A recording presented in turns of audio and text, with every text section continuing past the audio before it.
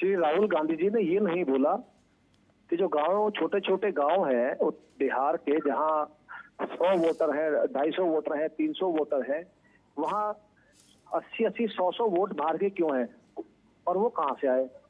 और कुछ बहुत सारे गांव ऐसे हैं जिसमें एक भी मुस्लिम नहीं है, उसमें भी कम से कम 150-150 वोट मुसलमानों के हैं।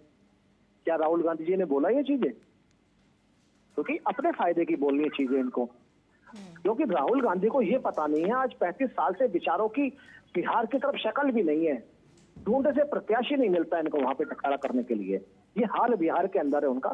आज जो बिहार के दावे कर रहे हैं, एक और भी है हमारे पूर्व डिप्टी सीएम साहब तेजस्वी जी, सुना है 9वीं पास नहीं कर पाए, वो भी दावे कर रहे थे, झूठा वोटर आईडी कार्ड दिखा रहे थे। तो जब इलेक्शन कमीशन ने उन्होंने जब नोटिस दिया कि भाई आप हमें 2 वोटर आईडी कार्ड आपके पास कहां से आए और आपके पास 2 है तो आपने जमा क्यों नहीं कराए, उसके विषय में अब तक वो सफाई नहीं दे पाए। बोले मैं सफाई क्यों दूंगा, मैं सफाई देने वाला, मैंने तो दे दी, मीडिया को दे दे।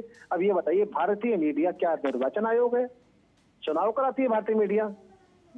तो देखिए देश की विडंबना देखिए, कैसे कैसे लोग प्रधानमंत्री और मुख्यमंत्री देश के बनना चाहते हैं, जिन्होंने देश के सिस्टम के बारे में नहीं पता है। जी, हमारे साथ राज जी भी जुड़े हुए हैं, उनसे भी जान लेते हैं। राज जी, प्रदीप जी का कहना है कि कांग्रेस के पास एक भी उम्मीदवार नहीं है कि वो बिहार में खड़ा भी कर सके, इस पर आपकी क्या प्रतिक्रिया है?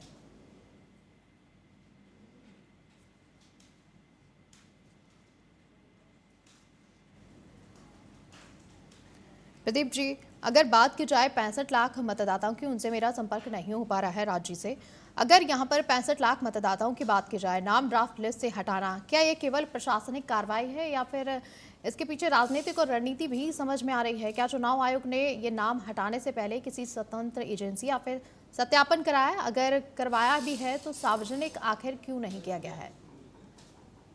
देश की मीडिया को जरूरी है इस देश दुनिया को पारदर्शिता से खबर दिखाना और जो चीज चल रही है उनको दिखाना, और मैं इसके लिए भारतीय मीडिया के साथ खड़ा हूं और धन्यवाद भी देता हूं।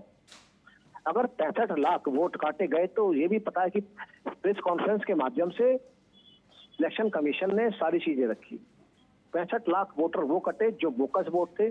आज 23 साल से वहां पे वोट बनी बच जा रहे थे, कभी ये चीजें कभी जांच ही नहीं हो रही थी। अब 23 साल बाद जांच हुई, और ये नहीं बोलते राहुल गांधी कि आपके नेताओं ने वहां पे जो निर्वाचन आयोग को ढेर सारे पत्र लिख रखे थे, सारे दलों ने पत्र लिख रखे थे कि यहाँ पे बोकस वोट बहुत से हैं, या दोबारा वो रिकाउंटिंग के लिए जो है रीवोट बनवाए जाए, वो के बारे में कोई नहीं बताता कि किसके कहने पे दोबारा वोट बन रहे हैं। अरे भाई, ये भी तो कांग्रेस के नेताओं ने और दलों के नेताओं ने। राज जी, आपसे हम जानना चाहेंगे, प्रदीप जी का कहना है कि कांग्रेस के पास बिहार में कोई ऐसा उम्मीदवार नहीं है जिस पर चुनाव लड़ा जा सके, साथ ही साथ उसको खड़ा किया जा सके और उसके पक्ष में जनता नजर आ रही हो। मुझे तो ये नहीं लगता ये बेगानी शादी में अब्दुल्ला दीवान है। ये प्रदीप जी जैसे नेता, प्रदीप जी की कोई गलती नहीं कह रहा हूँ मैं, गलती पता किसकी, इनकी टॉप टू बॉटम नेताओं की। ये पहले अपने को सुधारें। इनके पास कौन सा नेता है भाई? ये इनके सारे एमपी तो कहते हैं मोदी के नाम पे वोट दो। क्या है ये लोग?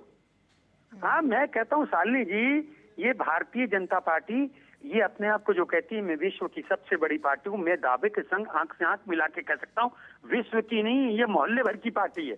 झूठ झूठ मिस कॉल करके तो अपने कार्यकर्ता बनाते हैं। और कोई एक एमपी बताइए मुझे जिसने अपने नाम पे वोट मांगा हो, एक एमपी, सिंगल एमपी बता दीजिए। इनके 240-39 एमपी है, उसमें एक एमपी बता दें जिसने अपने काम पे मांगा हो। है ही कहाँ इनके पास? और ये मैं खुद प्रदीप जी को चैलेंज कर रहा हूँ, चैलेंज है मेरा, ओपन चैलेंज।